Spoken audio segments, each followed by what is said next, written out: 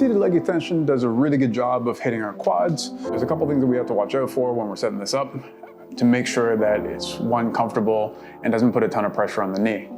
So when we're looking at like where we are in relation to the edge of the machine here, so usually the corner of this pad, whatever that is in my machine, it's kind of rounded off. So we want to make sure that the crease of our knee is pretty much in contact with the front of that pad. If it's way in front of it, then typically this puts quite a bit of pressure on the knee, or just puts you in a weird position for the actual machine to work well. So we just got to make sure that the seat gives us enough room to do that, or if it pushes us way too much to the edge, then we know that we need to bring it back.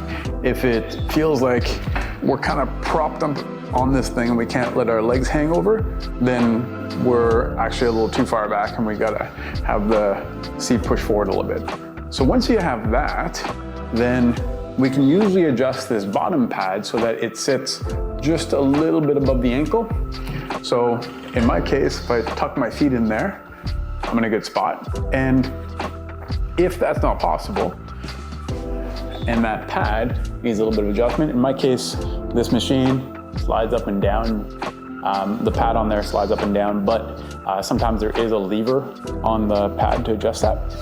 But if it's really hard to tuck my feet in there, then there's usually also another release on the arm to give yourself a little bit of space.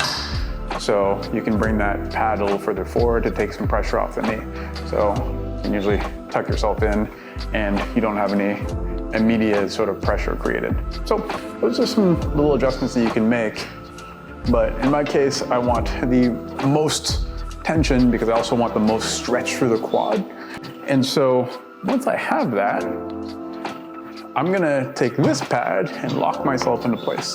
And you do want to get this as tight as you can tolerate, because the tighter you can get it, then the essentially more it locks in the leg and the harder the leg can contract. So from there, once I'm in here, I'm gonna hold on to, if there's handles on the side or on the top, just kind of choose your adventure, but I'm gonna try to hold onto the machine and then pull myself into it to secure myself. I'm gonna point my toes towards the ceiling and then I'll extend my legs. So every time I'm pausing slightly at the top, I keep pulling myself into the machine to create tension, and I take my time lowering the weight, making sure that there's always a little bit of space between the plates at the bottom. So I'm never letting go of the tension in that case, rather than fully relaxing at the bottom, which takes away from the movement. So I always want to keep the quads loaded through the whole movement, taking my time and really feeling for this contraction, which might feel like trying to reach your heels towards the wall in front of you.